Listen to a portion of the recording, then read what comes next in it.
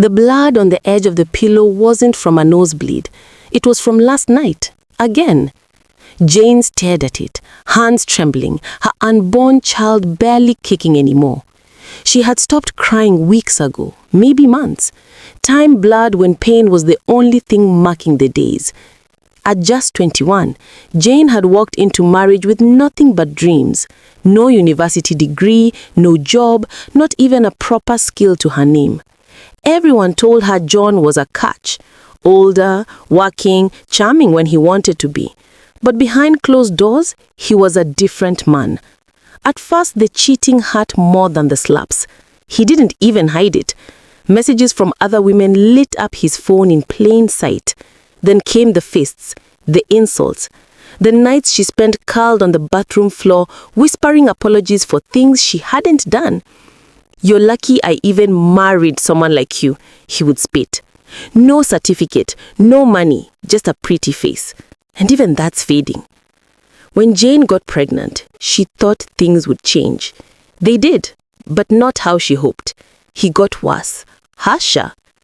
Sometimes he would hit her and then blame the baby for making her weak.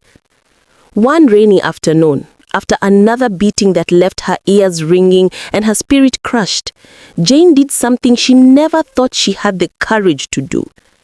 She walked into a local salon and asked to sweep the floor.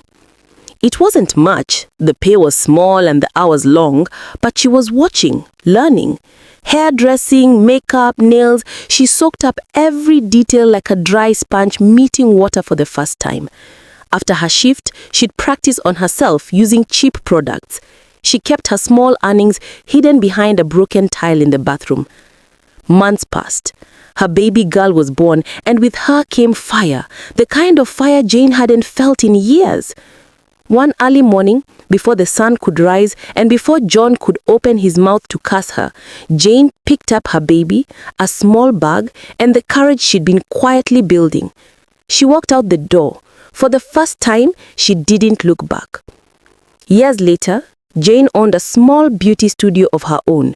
She wasn't rich, but she was free. Clients loved her work, her story even more. She spoke at women's events, encouraging others to take bold steps.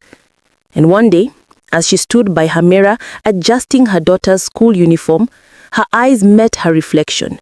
No longer the face of a broken girl. It was the face of a woman who had risen, skill in hand, scars on her body, but power in her heart. She smiled, because Jane had finally chosen herself.